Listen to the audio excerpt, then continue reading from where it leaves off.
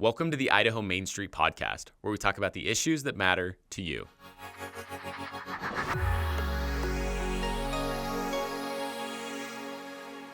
Welcome back to the Idaho Main Street Podcast. We're here with a man who needs no introduction, who unfortunately is out-blazering me today.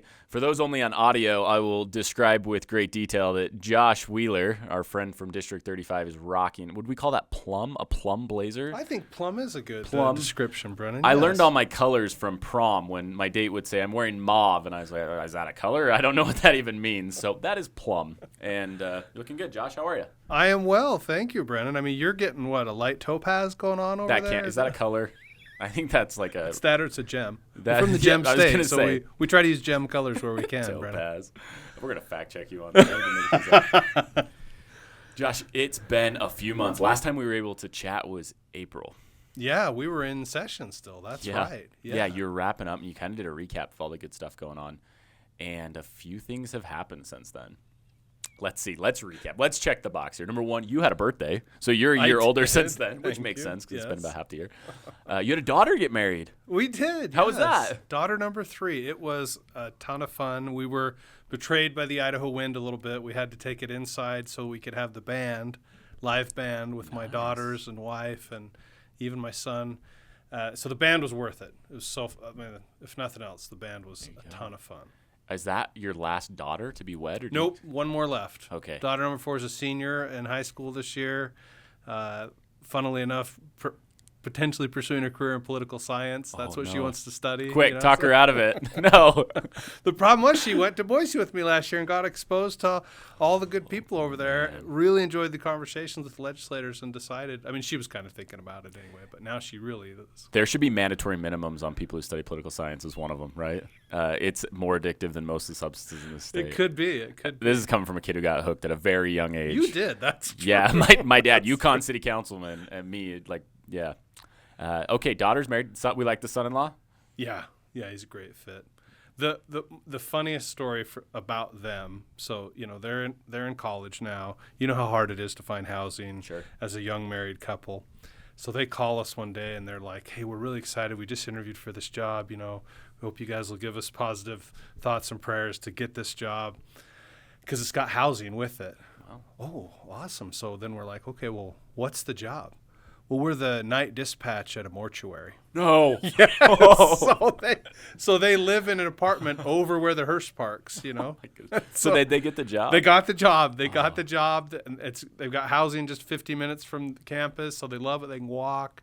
And the truth is, he's going into sports medicine. She's trying to go into OB-GYN. And, so they got no squeamishness about bodies and death and that kind of stuff. But, for me, middle-aged man that I am, I'm like, oh, that schedule will be hard. Because it's every other night that they're on call through the night, right? Yeah, and it's at a mortuary? Yeah. Did nobody tell them that's a dying business? Oh, I couldn't help myself, Josh. I couldn't help it. I had to. I can't get the people I get to interview. I have to hold back all my puns. You can't do the puns. But with you, it's fair game. We go back. It's in the contract. Oh my goodness. All right. So everyone's probably wondering when it comes to everything that goes on from session ending. You gave us the recap last time you were here, and if those who are new to the podcast need to go back and listen because you talked about some big moves that happened in Idaho policy with physicians, the way we handled that, with career technical education funding, all the fun stuff going on in Idaho. Does it feel like the last day of school and then you're just on summer break, or is it quite the opposite? It's not quite summer break for sure. We, especially in eastern Idaho, we have had some happenings, all through the summer and fall. I think we're hoping that, the mitigation agreement with water will hold. I'm one of the least expert people to speak on that, but our farmers across the state and especially in eastern Idaho really worked their guts out to try to find an agreement that was sustainable long-term, and that would let all of our, whether it's small family farms or big industrial farms, go forward with the resources that they need, right? So I feel like that was one of the biggest deals that happened in this off season, right? Yeah. Obviously, there's all the parades that happen in the summer, and visiting with constituents. I've really appreciated a lot of the constituents that have reached out to me this summer and fall. some about water issues too. But I mean, I've had some constituents reach out to me about things that might seem obscure, like abandoned vehicle legislation and how our sheriff's offices are able to handle that, and how the ITD handles that, and there's so many, how the towing companies. I mean, just like, again, some of that obscure stuff, and it's really nice to have those conversations in the off season to get a better understanding about, okay, how can we take a run at this and bring a solution, once we get back into session, next session, things like that. I mean, I've had some conversations with people about childcare, about fathers' rights, and it's really nice to have just a little bit of experience under my belt and to know, oh, here's the legislator that I could call on that. Yeah. I know who to talk to about that, and bounce some ideas off of them. So, again, it's definitely not as intense as during the session, right? Ooh, sure. It feels like, to steal a sports analogy, when you get in the session, it's such a short period of time, it's as if you're in the playoffs. Yeah. But then outside of session, I mean, it's training camp, that's practice. So there's a lot of, you wisely acknowledge you may not be an expert on abandoned cars or some, very specific and important water issues, but you are learning who to go to. Right. And you mentioned, you've got a little experience under your belt. So one thing that did happen, and since we've talked last, is you had a primary election and you had a general election. And were there periods in time where you thought, in the middle of seeing, I don't know, not nice things written about you, or flyers coming in the mail, or, you out knocking doors in that notorious Idaho wind, do you think maybe this isn't a good idea? I did, because you were elected once, you went and did 2 terms, you checked the box, buddy. Why come back? Well, the why come back, and really it's a question of why even try to come back, right? Yeah. Why put yourself out there again? Is it just feels like, partly because of the way our system works and works the way that it should, it takes a little more time than just a single term to get some things done. I mean, now I want the record to show that Brennan mentioned CTE before I did. On purpose. It's like, I'm not letting trying to him beat me steal to the that. punch. My Right? notes always say CTE, and you beat me to it. But I mean, we made some great progress during my first term on CTE funding, on CTE rules, on support, and I got to actually, one of the off-season tours that I got to do was to some of our charter schools, including some that are focused on CTE, like Elevate Academy, and obviously I've been to Bear Lake High School before, they have a tremendous CTE program, right? And got to see how some of what we had done in my first term was going to strengthen their funding or continue to incentivize that good work. And so, for me to get out and see that stuff in practice, I mean, it really just sort of hardens my resolve that, like, hey, we need to go back and we need to continue cleaning this up, strengthening these incentives, making sure that we're laying down a long-term road for kids, Idaho kids, to get onto and learn those skills that are applicable, right? And also just feel empowered to follow their entrepreneurial spirit, right? I mean, Idahoans, I think, are by nature just entrepreneurs, right? We want to go out there and experiment with things, try things, find problems that we can solve, and benefit our community by solving them, and obviously also benefit ourselves and our families. And so one of the things I loved about touring Elevate Academy, one of their tracks that the kids go on is business and marketing, right? Yeah. And that's after possibly going on a track for culinary or healthcare or construction, obviously, which I'm partial to. Sure. But like, to see them get all that exposure and then have their last 2 years require them to connect with a job, or they could go on to college, but they've got to have a next step. Man, I'd love to see that stuff in play. And so I think one of the things we did was revise the charter school laws in my first term, and so I love to see the ways that those are starting to take effect and provide more opportunities for Idaho families, really. Yeah, and I think you lend yourself to a great point here, where we talk about some elected officials, we see them get in office and they stay longer than they expected. Sure. And maybe they intended only to be their term. Maybe they only intended there to be a few term, and they're Congressman Thurman and they're dying in office, right? So it happens. The cynics would say, oh, you stay in office because you've grown addicted to the power and the money. Sure. Well, we know there's very little power when it comes to being one of the many Idaho legislators at times, and there's definitely no money. So tell me if I'm wrong here, but as you talk, the thought came to my mind that you are seeing complicated problems and you're seeing fantastic solutions.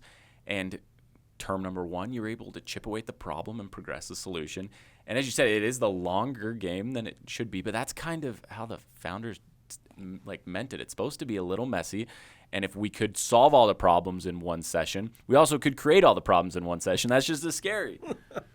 Yeah, I mean, that's really what separates us from just rule by mob. Yeah. Right? I mean, we are not Lord of the Flies. Sure. And so one of the other things I think that was inspiring to me and made me feel like, hey, this is worth trying to go back. See, I mean, partly it's that you want to ask your community, hey, did I do a good enough job that you also can see the unfinished work and want to send me back to do it? I mean, you really are asking the community that question. But I saw some of the problems that we solved while I was there in session, some of the property tax relief, right, sure. that we ended up giving right back to Idaho citizens. That was the work of years, right? And I'm working alongside of very experienced legislators who've been there for 3 terms, 5 terms, 10 terms, and they've been working on that stuff for that many terms, right? Yeah. And again, they've chipped away at it. So, man, just being part of that process is really part of why I said, all right, I think we want to go back. I think we want to ask the people if we should go back. So I want to double back to this idea of CTE, because every time we acknowledge it as being a very important thing, but we don't necessarily dig in as much as I think we should. So first off, CTE, career technical education. So it looks different than your English classes and your math classes. The importance of CTE doesn't devalue those other courses, but you have a very strong feeling about CTE. You've seen the value of it in your professional life. But help us make the connection of why you would burn so much time and energy on career technical education when you are not at a loss for problems to solve. That's fair. Well, I have to tell you, one of the books that I picked up this summer, Brennan, is The Anxious Generation. Yeah. Have you had a chance to read it already? When we interviewed Governor Cox, he mentioned that I must read it, and so I took it on a trip and devoured it. Yeah, I mean it's honestly a quick read for as heavy of a subject it is, right? But it talks about that we have created this generation who has a phone-based childhood now instead of a play-based childhood, right? Yeah. And the thing about that the author talks about in the play-based childhood is that kids go out and they play in an unstructured way, and when they don't have adults, looming over them, telling them, no, that you got to follow this rule or you can't do that thing, when they're less regulated, for lack of a better term, man, they create their own rules. They create their own systems. They learn things. They make mistakes and then, pick each other up off the ground and say, oh, well, let's do that a little differently next time, right? And that literally wires the brain for long-term success. That's kind of what he talks about. And we have, unfortunately, through incredible technology, but sort of an unfettered creation of these apps like social media, we've created this phone-based childhood now that short circuits that, and it's just fascinating to see the data and recognize kind of where that generation now has become so much more anxious. They've become so much more prone to things like self-harm and even suicide to a degree, right? And it's hard to argue with this premise that we have done that. Well, okay, so what does that have to do with CTE, right? Yeah, right. Like, I didn't just want to mention the book that Governor Cox brought up, right? I mean, what I see with CTE, and I've talked to some educators who I really respect, and they're telling me, hey, Representative Wheeler, there are other ways to do that, right? There's things like project-based learning, right, that maybe could still happen in our traditional public schools. But what CTE does, what project-based learning does, right, is that they give purpose to those kids. They let them see, like, hey, you're learning this obscure mathematical principle by a guy named Pythagoras because it's gonna let you put together this chicken coop, right? It's gonna let you figure out how your business should be laid out. It's gonna, I mean, math is the one it's easy to think of, right? Or you're learning about science so that you can be a welder, so that you can understand that those angles work this way, that the metals hold together this way, that the gases are processed in this way, right? I mean, whatever it is, it gives those kids a purpose. And I think when I was a kid, you had shop class, and that's, to me, still the CTE is like the modern equivalent of that, right? And there's something about that hands-on. There's something about learning in that way. One of the things, again, I love about Elevate Academy is that they are taking, their science, their social studies, their English, and they're tying it to those topics. So when we toured the construction section of that school, the kids are literally building chicken coops, right? Well, they've gone out and researched the plans. They've put the plans together. They're sawing the lumber and nailing the lumber together and putting the finishing touches on. And of course, the math is easy to see there, right? I mean, There's angles, there's cuts, there's measurements. But then for social studies, they're going to do a report on what is the architectural style of this chicken coop. Where is it from in history? And what is an alternate style that I could do? And so again, it's like here they're learning history, they're learning things about architecture, and they're tying it to a purpose. They're tying it to something they've been touching with their hands. And I think for a lot more kids than we realize, that just makes it that much more valuable and that much more real, right? And so the kids that end up in a business marketing class, I remember when I was at Bear Lake High School, I love their business marketing teacher does a fantastic job of, they are like creating t-shirts and hats. And of course, when I went and toured, it was when they had been the state champions in both football, basketball. So here they have these shirts that have a football, basketball on them together, and then they get to go market those and sell that apparel. Again, it gives them purpose that comes along with their education. And so I think that's part of what gets me so passionate about that type of learning, right? And again, it's almost like overcoming that short-circuiting that we've inadvertently allowed to happen with phone-based childhood.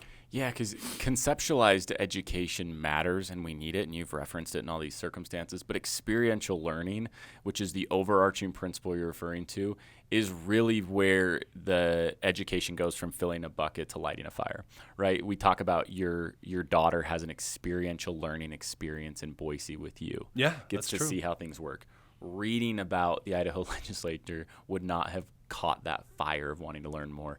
And so help make the connection here then as we talk about experiential learning, we talk about getting our hands dirty and learning and getting out of, maybe away from the phones, which, by the way, we probably need to do a whole episode just on the Anxious Generation. I want to pick your brain up.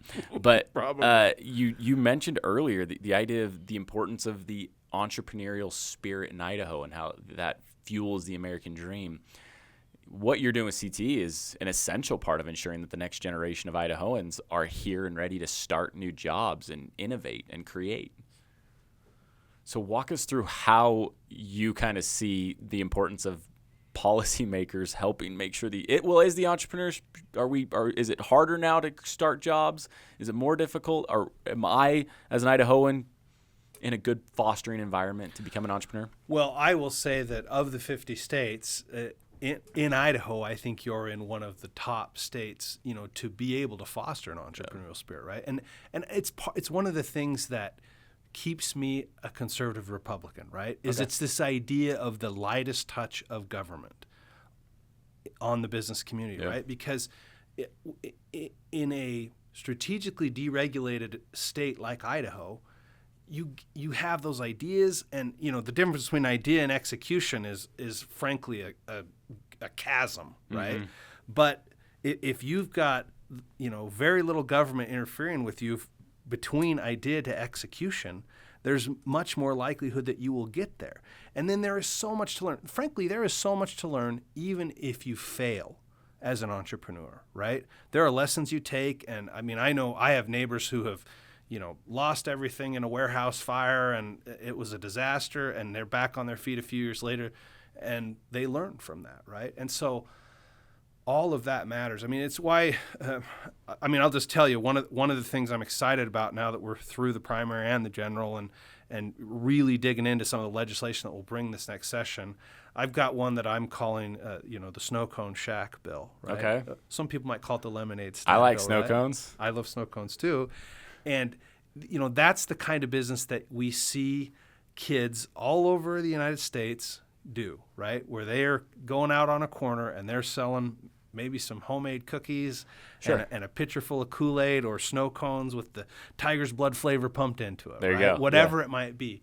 And one of the things that I think is super important for them to learn is about the process, right? About how government plays a role in that process, but again, make it as light a touch as possible. And so the idea behind the lemonade stand bill is that we ask local municipalities, hey, don't charge kids under 18 who are starting a business. Don't charge them permitting fees.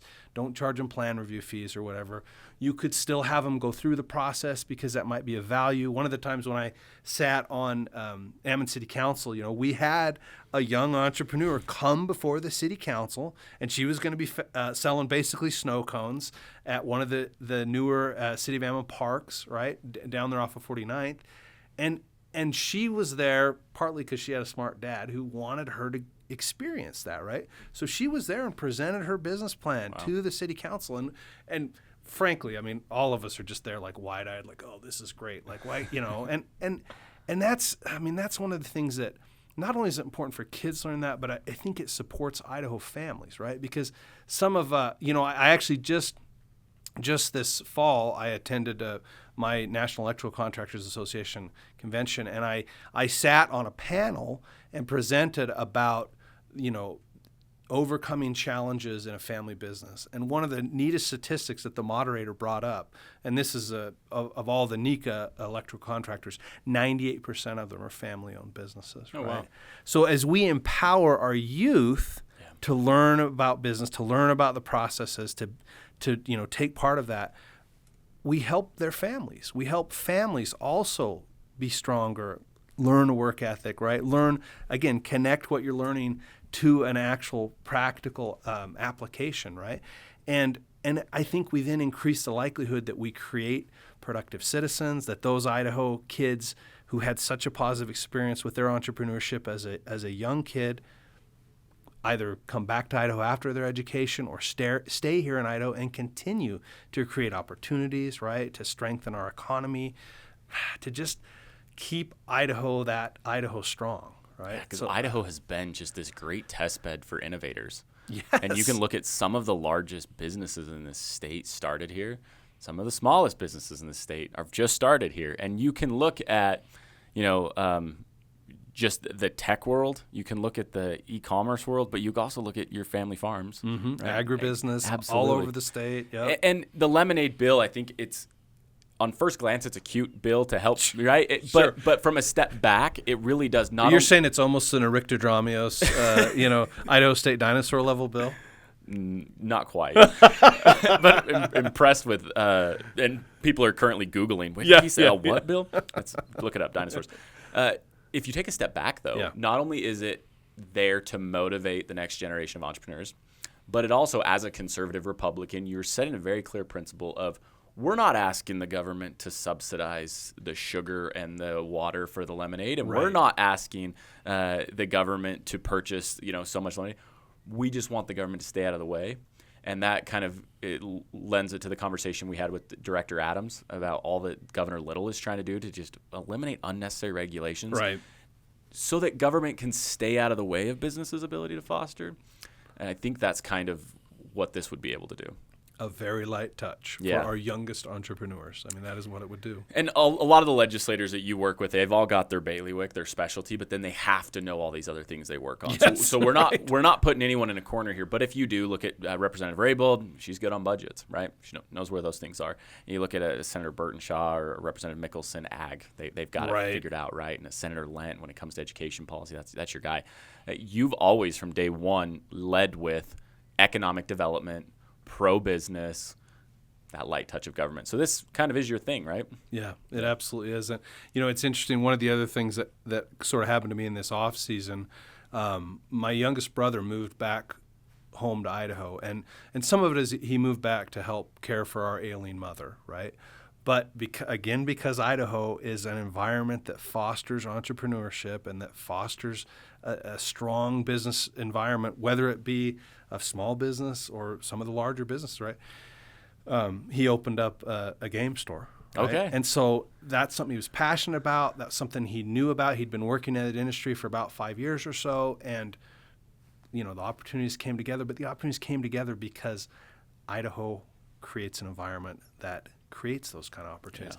Yeah. And it's been interesting kind of like cheering him on, on that process, but also seeing like where a slightly heavier hand of government has been just not backbreaking because he's still got it done and he's open and he's running, right? But there are times when you're like, whoa, why isn't that just a little lighter? Like, what did that, Yeah. heavier hand accomplish? And the intention of the regulation, and again, I refer back to what Director Adams talked about at some point, a 4-foot fence in front of a body of water for somebody fostering a child makes a lot of sense. But they didn't consider, at the back of their property, there's a canal running, and putting a 4-foot fence on the back of a canal maybe doesn't make the most sense and limit people. So, there's so many things we got to get into. This would be a perfect time if we had sponsors for that new game business. And now a word from our sponsor, the child in a lemonade stand in Ammon City Park is our sponsor for that. There you go. You're done campaigning for a hot minute. For directly. a minute, yes. The signs are getting put away. The ballots have already been counted. Congratulations. No more mailers going out for a while. You've got a breath where you're going to just say, like, okay. And to steal a line from the musical Hamilton, right? Winning's easy, but governing's harder. Yeah, I think that's true, especially all the drives you got to make back from Boise and everything coming up. Are you relieved, or do you actually enjoy the battle of the campaign, especially because you typically have a primary and a general challenger? It's such a mixed bag answer, to be honest with you, Brennan, because when I am out just knocking doors and having face-to-face conversations with the people that I'm asking to let me represent them, I just absolutely adore that. And there can be hard conversations at those doorsteps, like, hey, what were you guys thinking with this? And, oh man, I'm glad you asked. And here's what we're thinking. Well, maybe think about this next time, and it's interesting how those embodied conversations, right? You can turn the temperature down on them so much faster and actually accomplish something. And I feel that way even with a phone call, right? And it's like the further you get removed from that type of conversation, almost the less effective they become. And I mean, I guess since our other sponsor would be the anxious generation, probably, I think that we as adults are also seeing the negative effects of, the algorithms, let's just call them what they are, that are on social media, in what it does to our conversation, to the body politic, right? Because if there's anything that I have not enjoyed in my multiple campaigns now, I was going to say, I realize it's almost a half a dozen now if you count my city council campaign, right? But like the thing that I've obviously enjoyed the least is the nature of that conversation, right? Where it's like a snipe on social media, and then somebody picks that snipe up 2 weeks later, and it just turns into this brawl. And in the meantime, I've gone out and I've knocked on doors in 2 different neighborhoods, right, and talked to 24 different people and heard very similar perspectives on a lot of things, because a lot of Idahoans agree, like, hey, we should have a light touch of government. We should have the least amount of taxes possible, right? We should have communities that are safe with decent roads and other services, so that our kids can go out and have a play-based childhood, right, and go out and grow and thrive. So, I mean, if there's anything that I don't enjoy, and it's not going to go away. I don't know the solution. I mean, even if we had a version of Senator Cook's bill that, zapped all phones during the legislative or during election seasons from social media, it just wouldn't go away. I mean, it's here to stay, but I think we need to recognize it. We need to recognize that when that form of the conversation gets so nasty, maybe pick up the phone for just a minute. Yeah. Maybe go find that person and have a face-to-face conversation with them. Right? I think that's a wonderful observation, because, as I worked in communications with a congressman, I would see things that were said on social media or written to him or voicemails left in the office. And then we would go to events and I would see that person and I would be panicked. I'm like, they are going to punch my boss in the face, right? And they didn't. And is it because they're cowards when they get in the face? I don't think necessarily. I think it's more of humanity has a stronger pull than a lot of other forces. And differing on opinions is fine, as I know as Governor Cox would teach us. But when you get across from somebody and we have conversations like this, it changes the whole conversation. It changes the intention, and it's just so much easier to be a nasty person the further away you get. Right. But then it's so much easier to be a good and understanding person the closer you get. And we've seen that time and time again. And maybe there is a space in Idaho politics to get more people in the room. And that's one of the goals of this podcast, is to just get people in the room and have those types of conversations. We need to do a better job at that, obviously. Yeah. But it's a problem, isn't it? It is a modern challenge, for sure. Yeah. Well, we don't have the solutions to that. But as we look at, campaign's over. Yeah. You get to take a breath. You get to now, we did a good recap back in April. So anybody who missed that, go listen to it. But now it's time to look forward. Now it's time to say, okay, what are you going to do? You've done the field trips. You've done the quote-unquote metaphorical training camp. Now it's time as we look to actually get in session, which will come quicker than we think. It will come very quick. Yeah, that true. cold drive to Boise is starting in just a few short months. What do you have in your holster that you're ready to get across the finish line this session? I mean, besides the snow cone shack, Bill, obviously. Bingo. That's the one. Yep. Let's hope that's not all you accomplish this year, although it would be a great accomplishment. It would think be a you've great got a few more accomplishment. things. I think that we're going to have a very serious conversation about public education again this coming session. And, my hope is that whatever comes, we do not weaken, especially like, again, I've toured these charter schools, and I've recognized what a great job they're doing in the public space, providing these different options. I mean, one of the fun things about that tour, one of the other schools we went to was Alturas Academy. We sat with a panel of the parents and the students and heard from them, hey, why did you come here, right? Rather than maybe the elementary school that's right down the road from you, right? And how hard was that in Idaho? Turns out it wasn't that hard, right? Open enrollment means that those parents can make those choices, right? But so I hope that whatever conversation happens in education, that we don't weaken these young, innovative charter schools, right? Because they are playing now in a more innovative space and making the kind of difference that I think we need to see throughout the state, right?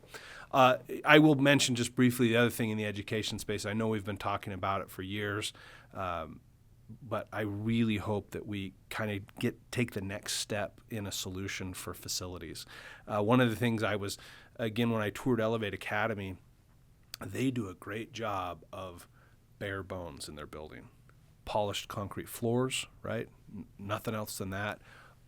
Open, exposed ceilings so you can see all the, and I'm partial to seeing all that electrical conduit, right? But you see the HVAC duct, you see the plumbing, you see the fire sprinklers, right? They built a building at almost 60% of the cost of some of the other buildings that we've seen proposed, right? Because they just went bare bones, and partly because they want their kids who are pursuing, the metallurgy or the not metallurgy, sorry, machining. Metallurgy is what you do when you go to college after machining. But, whether if they're in machining or if they're in construction, they want those kids to see that stuff, in the real world.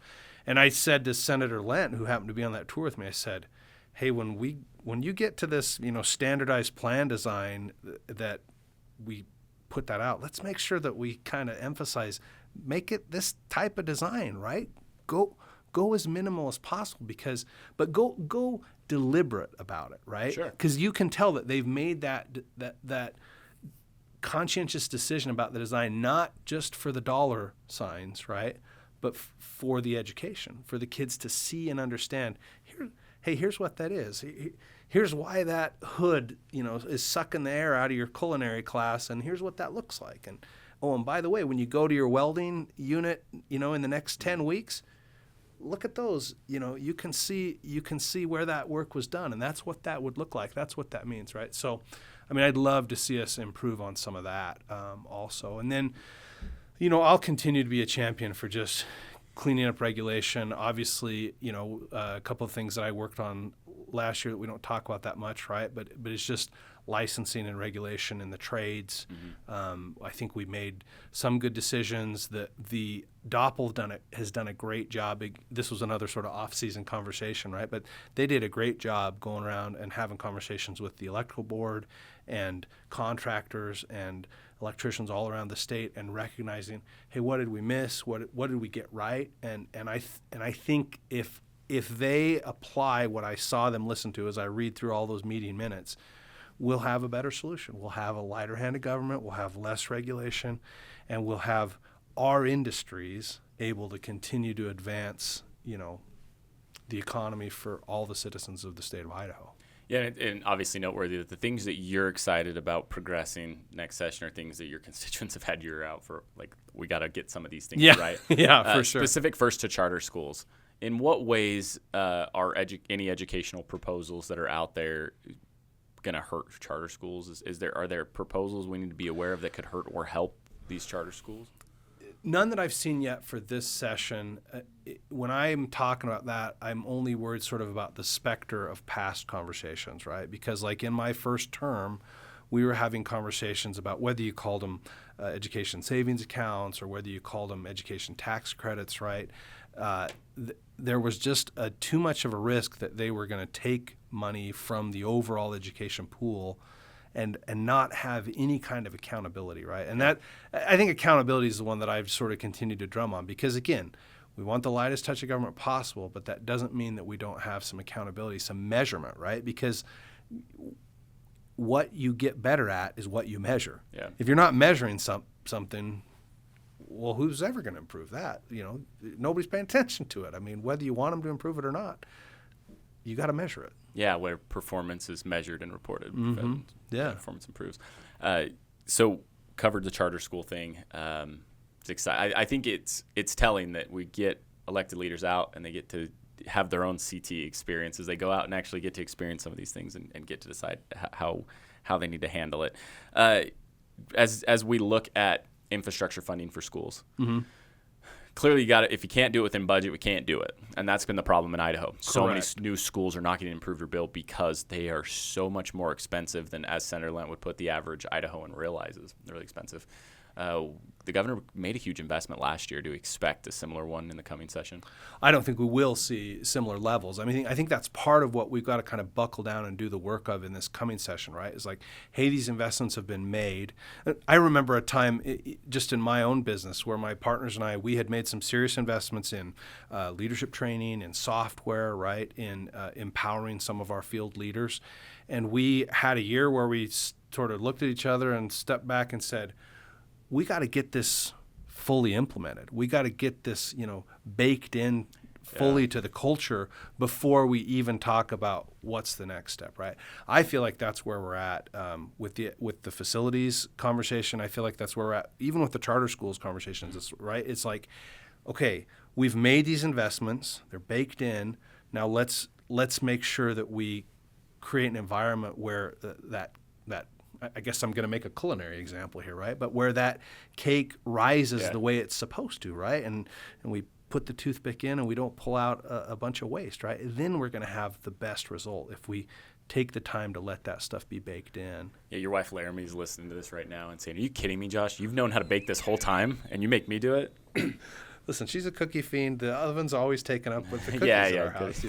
That's all there is to it. Would you consider launch also one of these that we need to sit back, let it play out, watch to see if it's successful? Boy, I would say so, absolutely, Brennan. And I've had some conversations in this off season. It's funny. I've had conversations with parents who I consider to be very conservative individuals, mm-hmm. right, in their politics, and they have said to me, "Hey, thank you so much for voting for that program because, I have student A and I have student B and they are now, going on, one that's headed into sort of a med tech direction, another that's probably going to end up going the engineering direction long term, right? But she's, that the one mother I'm thinking of, she confessed to me, she's like, they would not have gotten pointed in that direction were it not for that Next Steps program and then launch supporting them and going in that direction, right? And I think I am confident there's a lot of those stories in this first batch of launch recipients, right? And so now, does that mean that I don't think there might be some tweaks or some evolution that we make in this coming session?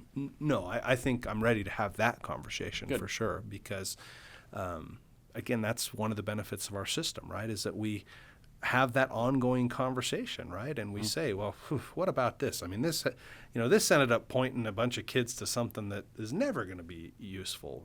That was a mistake. Let's narrow this. Like political science. I don't think it pointed a lot of them there. So, so the argument against launch was we don't think this is the type of stuff that government should be involved in. And the mm-hmm. governor and supporters like yourself have said this is exactly the type of stuff that we think that government should be involved in because of what it can do, not just for these kids, but for our employers in the state of Idaho, for our educators in the state of Idaho, and for the overall economic health. Yeah, I mean, the thing about that program and programs like it, right, is it incentivizes organizations like our community colleges, and even to some degree like our four-year colleges, right? Yeah. It incentivizes even private industry to step up and provide the right kind of training, for kids to do what needs to be done, right? Whether it's welding programs, whether it's getting into cybersecurity programs, apprenticeships through all the trades, right? I think that's what's important about a program like that. So you've got a lot of things that you can be excited about as you go back to Boise and make that trip, but do you have things that give you like that pit in your stomach of like, oh no, this is the one thing I don't want to deal with? Like, you have to take the good with the bad. Oh, is there some bad? There are some complicated conversations. Okay, so we have early morning, meetings that may not be the best. You may have some interesting characters you have to deal with. Other things is our audience loves the insider baseball of what's it like to be a legislator. What are some of the things that you can give those listening to say, hey, I would not have known this if I wasn't sitting in this chair? Oh, man, that's interesting. There's a lot, and it's interesting, like you had Director Adams on earlier this year, right? There is a lot in the health and welfare space, especially the welfare space, that I would not have known without being in that space, right? I would not have understood even a fraction of what like our foster families are going through. And I'm really appreciative of Director Adams recognizing like, hey, we need to strengthen the way we're approaching our foster families, right? Mm-hmm. We need to, again, it's sort of that lighter hand of government, right? We need to do everything that we can to protect the kids that are in the system, but that means helping, incentivizing stronger foster families, more strong foster families, right? Because the ones that do it, man, they are hard workers. They care with all their heart, right?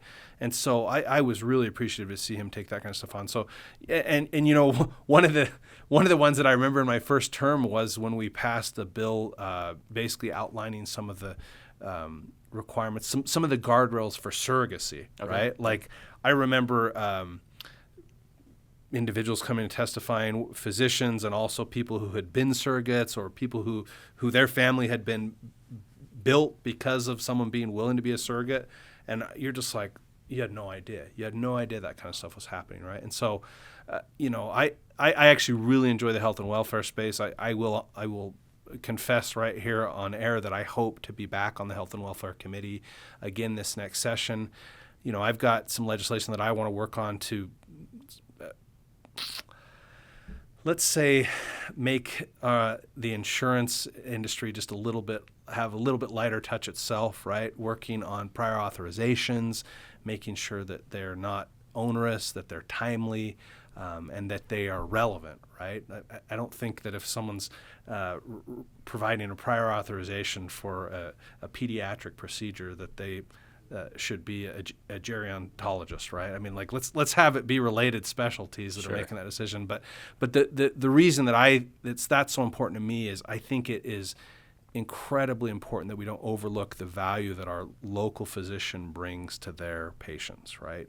They know that patient. A lot of times they know that patient and all that patient's kids and every sniffle and funny wart and broken arm that they've had throughout their lifetime. And so I want to make sure that in Idaho, we are prioritizing our Idaho physicians and their relationship with their families.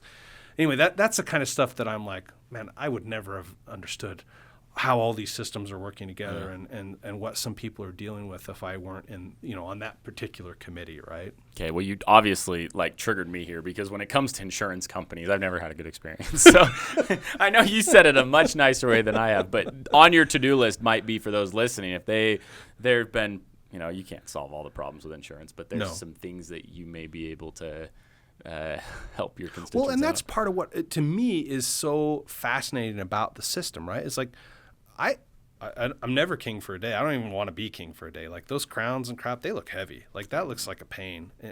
And so I get to, and you have to go have conversations with all these stakeholders, right? And I've already had some great conversations with insurance companies, and they've said, yeah, we see where some of this could be improved, and oh, what you're talking about there, Representative Wheeler? Yeah, I mean, how about this tweak here? And then, then I go back and talk to my friends in the hospitals, right? Or I go home at night and I say, hey, what about this? I mean, my wife doesn't even deal with the insurance industry anymore, right? And I think if we're not careful, we'll have more and more physicians that will go that route, right? And then medicine becomes only for the wealthy, heaven forbid. And so that's why we've got to just have this ongoing conversation in all these spaces, right? And get to the best solution possible for Idaho families. I think that, I don't want to say the average voter, but I think many voters, what you described is what they hate about government, is they want a king for a day, but they only want a king for the day to do for their topic, for right? exactly what they want. Yeah. So we look back, and I know I've got very conservative friends who opine over the inability of a Republican either led presidency or House and able to accomplish everything. But even within, sure, we've got a lot of Republicans in the Idaho state legislature, and you're not able to get your perfect bill across because, spoiler alert, everybody kind of has a different opinion on what they think is right, even within one party, let alone you start throwing in the other party. It's messy. I think I've said it before, Brennan, but I honestly wish that every citizen of this great country had the opportunity to run for office. And I really wish that everybody had the opportunity to be in office, even if it were only for a few days, because for me, that was a huge learning experience to go in there and go through that messy process, right? Like bring it to committee, like, draft it about 13 times because you get great feedback and you get feedback that says it's not going to go any further, without this tweak, right? And then get it from there to the floor, right? And then go repeat the process over in the Senate, right? Which has got its own warts, let's call them, right? Yeah. Just own differences of doing things and of opinions, right? And yet, as I saw that, it was sort of one of those things that made me say, holy cow, like our founding fathers were truly inspired.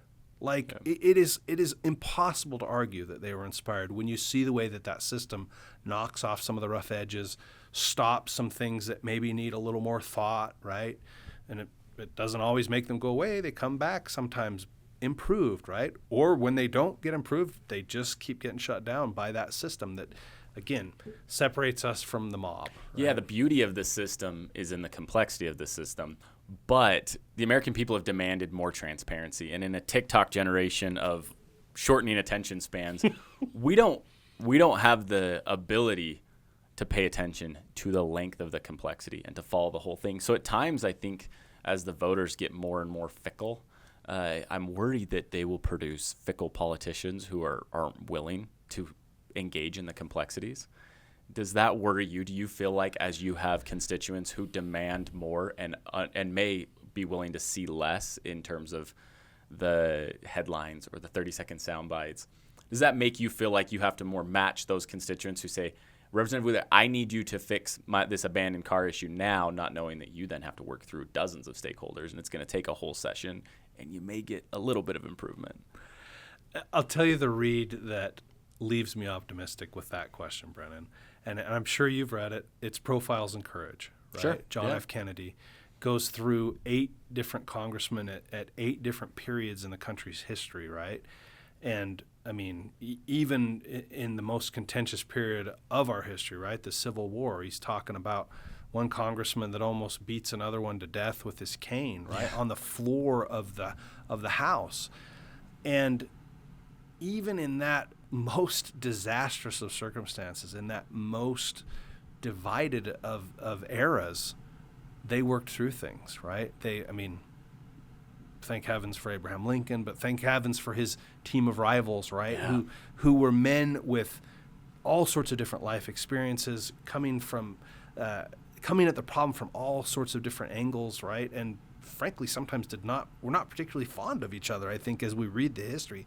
And yet they would find that common ground to work on and rebuilt the Union at that time. So, I read that and I recognize, like, look, we have been a divided people from the beginning. I remember saying to my sweetheart one day, I'm like, if people didn't like George Washington, like, then there's always going to be people who don't like, right? Who don't like the Because you're no George Washington, Josh Wheeler. I do not even pretend to have that stature in any way, shape, or form, right? But even with the sort of modern technology and the algorithms and even in a world that is designed to play on our outrage, right? I just still remain optimistic that we as a people will find each other. We'll find each other face to face. We'll have the conversations and we'll improve. And when we don't, we'll come back the next session and we'll fix it. And this is what I love about our conversations. As much as I tried to bait you into cynicism and anything bad, and you always find the optimistic look. And you're right. Your constituents who voted for you or a different opponent, whether in the primary or the general, they are the type of people who had the courage to walk to the polls. They studied out the issues.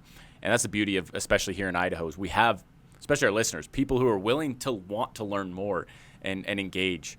And that, too, leaves me with a very hopeful spirit as we look moving forward. Yeah, and, not just talking about the polls, Brendan, but, Idaho has an incredible spirit, the people that founded Idaho. Yeah. Right? I read a book this last year that some constituents in Soda Springs had given me called The Best Damn Doctor in the West, right?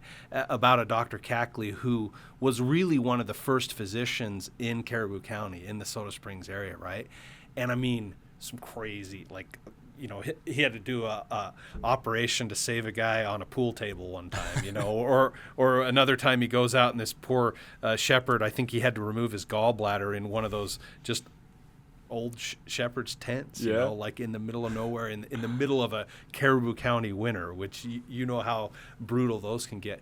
Anyway, the reason I bring that book up is it just was another reminder to me of just sort of the stamina and of people that came here and built Idaho, right? And they were optimists. Yeah. You had to be an optimist to come here in the kind of wind we get and the kind of winters we get and realize, I can build a beautiful world. I can build a beautiful place for my family in this state, right?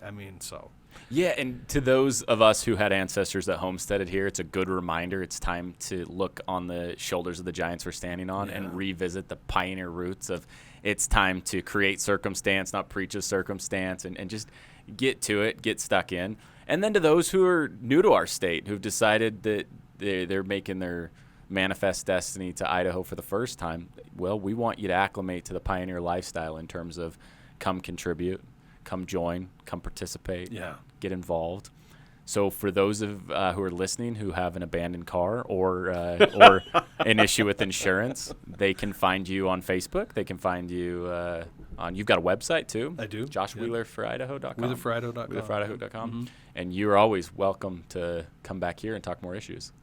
Happy to do it, Brendan. Josh, we appreciate your time. We appreciate the banter, the time and effort you're putting into this service. Your wife put, last time you were on here, she put the link up, and she made a reference to all of the drives in the snowy weather. It sounded like you were that best damn doctor in the West in Caribou Winter, the way she described all the late-night phone calls with teachers and business owners and everything, and she painted you far better than you actually are. So, but she did make a point that I completely agree with, where she says it's clear when talking to Josh that he does love the people he serves, and I think that's not something we talk about enough when it comes to political leaders, is actually loving the people that we're serving. So thank you for being here, and we'll look forward to having you back. Thank you, Brendan. Until next time.